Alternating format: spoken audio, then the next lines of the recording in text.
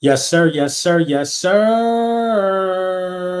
Yeah. Lil Brunson back at you with the back at you, and I am the best reporting on the Eagles. Before we get into the meat and potatoes, I gotta let you know that this video was brought to you by Print Champs, big Print Champs in the building. Make sure you go out there, do your due diligence, man. Use code Bully10, get all the flyest merchandise in the land. You know what I mean? You know how we giving it up over here. Today, man, we had Nick Sirianni at the combine. We have Howie Roseman at the combine. We're going to diagnose a little bit about what they were talking about. There's some great talking points in that and some great little messages that I think we could decipher as we get, around to, looking at these prospects and seeing what prospects best suit the needs of the Philadelphia Eagles. But before we get into that, we got our players doing what our players do, man. You got NFL reports say multiple Eagles players have been texting superstar free agent cornerback L'Jarius Sneed of the Super Bowl winning Kansas City Chiefs, recruiting him to come play for Philly, per Tony Pauline. This includes Boston Scott, Milton Williams, who are former college teammates of Sneed. And you know what I mean? It makes sense, man. This is what Eagles players do. You know what I mean? We go out there and we do our due diligence in terms of bringing talent to the forefront. You've seen Jalen do it with AJ. Now you see Milton. You see Boston Scott. You see just a slew of guys, saying we need you a part of this team. And I'm glad to see that happen because I talked about this, man. What Sneed brings to the table is something unlike no other. But will it happen? You know what I mean? Based upon what I heard in the press conference, I don't know. We're going to get into it, though. But, you know what I mean? Without further ado, let's look and see what Howie Roseman was talking about, a little bit of Nick Sirianni. You know how we do these style videos in terms of, we're going to talk about points. We're going to pause it. We're going to say what we think, and we're going to keep it moving like that. You know what I'm saying? Where I want to throw me at, throw me in here in the bottom corner real quick. You know what I'm saying? Wait, no. We ain't gonna go bottom. We ain't gonna go bottom half on them. You know what I'm saying? Let me see. What's my options? Yeah, I like it like that. We're gonna go like that for him, y'all. Let's listen to Howie Roseman, see what he had to talk I'm a about. little bit excited about kind of aggressively going after some future players that we did to start this off and bringing back at least one of our guys. So it's a good start, but we got a lot of work to do, and I'm excited to do it with the people that we get the opportunity to do it. Howie, can you give us an update on Hassan Reddick? Where are things with Hassan? There was a report he was allowed to seek a trade. Do you expect him to be back next year? Well, I'd say this: Hassan, obviously, unbelievable player for the Philadelphia Eagles. Local kid, great success story. Camden, Temple, Philly. Love having Hassan. I think that anything that you're trying to do, you're trying to blend obviously what you're trying to do this year and how you're going to look in the future. And I think that's the hardest job. But certainly, don't want to get into any specifics with any conversations with players, but have tremendous respect for the player and the person. I don't like the answer, man. I'm a Hassan Reddick. I won't say apologist because I believe he performs to an elite level, but I'm a Hassan Reddick believer. I believe that you need guys like Hassan Reddick on his team. The only other guys that I could think of that affected the game single-handedly more would be Jalen Hurts at times, A.J. Brown at times. Hassan Reddick has completely dismantled games. And by Howie Roseman starting out by saying, while not saying I hope he's an Eagle, I just feel a kind of way about it. The best case scenario? I think honest communication is the best case scenario with all your players, and understanding where you stand and not being afraid to have open doors of communication and hearing where they feel and where we feel. He had the initial conversation. From Atlanta. You remember the first time you ever met Kirby, your initial reaction visiting with him, and what makes he and his coaching staff so successful in preparing their guys for the league? Yeah, well, I think when you talk about Kirby and you talk about the experiences he had that led him to Georgia, I mean, phenomenal experiences, history of winning, and then he's got a culture down there, working and mentality, and obviously that travels on both sides of the ball. And you watch our defensive guys, and they're prepared to work. They're not looking for any half-ass ways of doing things. They're looking to work hard and to win and compete, and that's because of the culture he set. How much does this affect your plans when it comes to the draft and the offseason? Do you feel like you have to start looking more ahead now because of the uncertainty there? Yeah, I'd say it's obviously, it's always a position that we're evaluating. Take advantage of the salary cap increase. How do you take advantage of that? Well, just the way you take advantage of anything, you just bring in a lot of good people. I think I like that answer. So the question was to Nick Sirianni, how do you take advantage of the salary cap and increase that you know that you're going to be receiving? And Nick said, hey, you just the same way you take advantage of it any other year, you bring in good people. So I fully expect Nick Sirianni to be very, very active at the start of free agency.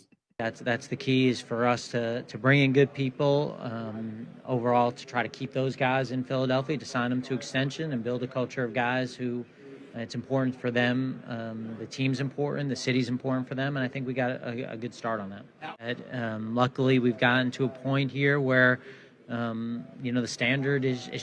And I skimmed through some of the questions of the things that I want to talk about because. Well, let's talk about what's important. Trying to compete for world championships. And so if a season ends, whether it's this year, which was disappointing, or last year, which was disappointing, that's really what we're trying to do. So I think it's clear to me that we weren't good enough to do that this year. And so I got to do whatever I possibly can to do better. And I got to look at it with open eyes and think about, what things that I can do to help the team do better next year. Howie, what's your biggest deterrent when evaluating the quarterbacks? What are some of the things that you don't want to see? Could be off field or even on their play. Are you talking about just in general about quarterbacks? So they asked Howie Roseman, what's some of the things you look at when you're evaluating quarterbacks, like during the combine? Yeah. When you're doing the evaluation process, what are some of the scary things that you don't? Yeah, I think just look at our starting quarterback and the traits that he has. Unbelievable work ethic, unbelievable physical talents, desire to be coached, a desire to learn. Off the field, all he wants to do is work and be with family and friends. And so I think it's a lot of the things that you'd look for, in any leader, in any organization, to have these kind of traits. And obviously there are physical parts of that go with accuracy and anticipation and being able to extend plays and being able to make every throw. I'm not going to say a bonehead question, but I like how we handled that. We're not here for a quarterback. We already got one of those. So if you worry about how I evaluate quarterbacks, it's the wrong year to be asking me a question like that. You've had the luxury in recent years of not needing your rookies to play a ton right away, but are there ways in which that sort of complicates the self-scouting, self-evaluation process? I think when we look back, and Coach and I talk about it a little bit, it's okay to play some young players. It's okay for them to get experience and kind of see what you have.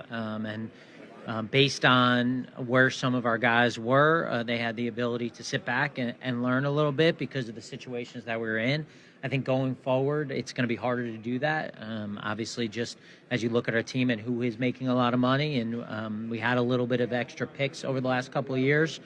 So I think that for us to play our young players, to develop them, I think that's something that Coach and I have talked about, to not be afraid of. That's why you draft them. That's why you sign them. And so you have that, and you'll have a depth chart where they'll be a little bit uncomfortable about, this guy necessarily hasn't shown it, but we believe in this player. And so I think that'll be an area for us to kind of maybe grow on. And I don't want to say improve, because we had good players at those positions, but it's exciting, I think, in a lot of ways. I like that, man. So basically Howie is saying that, they don't have a problem with playing younger guys. Sometimes I think you got to kind of pass the reins to some of the younger guys. But Howie also talked about money. We got guys making a lot of money. And, it's going to tie into, what I really want to talk about at the end of this. When it comes to the cap, I'll come. When you look at upgrading defense, what's your top priority as a team, your biggest offseason need there? Yeah, I think that, again, I think going back to the question, I think you want to improve every area, every layer of your team. Certainly, I think when we look back at last offseason, we made a conscious decision to kind of put a little bit more resources onto the offensive side, knew that we'd lose some good players on defense. I think looking back, certainly missed some of those guys. That starts with me and making those decisions. And so I don't think there's an area that, we wouldn't, be open to addressing. Now, if you look at our defense and you're just kind of honest with it, well, we have a lot of young players at defense tackle, right? So is that as big a priority as other areas, just being honest? Probably not. But that's also an important position. So we're also not going to be in a position where we're going to turn down a guy because the resources are already there because we believe in the D-line so much. Howie Roseman just told you what you think that the Eagles are going to do around draft time. You have no idea. He just explained it with the perfect position to explain it at. although we are young at D tackle, you got Jordan Davis, you got Jalen Carter, you got Milton Williams, you got Fletcher Cox, who's the wily vet out of the bunch. If a top prospect is still available at defensive tackle, even though we just drafted somebody that's very Aaron Donald-esque, we still going to take the best player available. I mean, you don't know what this guy going to do. I'm gonna come. I promise. What do you think of the job that Shane Steichen did in his first year in Indianapolis? And if I think he's an outside guy. I think when you look at the skill set there, I think that that was one of the positions that as we got into the summer, we kind of knew we needed some depth there. We gave some guys opportunities to do it. I got to do a better job of bringing in more guys to be able to play that position. I think that's one area that kind of you felt like in August maybe we need to add. So we tried some guys. But when you look at JB and his history and his success as an outside corner, to ask him to do something, which is really a different position, is hard. Yeah, he's under contract, part of our plans. He's under contract and he's a part of our plans. I just want to make sure that you guys heard what I just heard. He is under contract and he is a part of our plans. That is what Howie Roseman has to say about James Bradberry, who we all thought was probably one of the worst, if not, you know what I mean? And I hate to say it like that. We just don't believe in James Bradberry. And Howie Roseman is basically telling us this. So Bradberry's in year 2 of I think a 3-year deal worth $38 million. You just really can't cut him. So being as though he's under contract and he's a part of our plans, that means that getting Sneed is very, very unlikely, if you ask me, because of the money situation with James Bradberry. I've been telling you guys for a long time, not only is he, one of the best players I've ever been around, he's also one of the best leaders, and and he's going to do anything he can do to stick up for his teammates. That's why he wears a C on his chest. And I think that, if you're speculating, well, hey, what does it mean if he's yelling over here? Like, everybody doesn't. There's some people that when you're leading them, you yell at them, and there's some people when you're leading them, you put your arm around them, and there's some people there's somewhere in the middle, and that's leadership. Also, is just figuring out what buttons to press with different guys. Not every person is. You don't treat everybody the exact same, right? The standard is what it is, and you hold everybody to that standard, but you don't treat everybody exactly the same of how you get to that standard, how you correct that standard, or how you praise that standard. Everybody's a little bit different. I think, AJ understands that. Like I said, just a great teammate, a great person.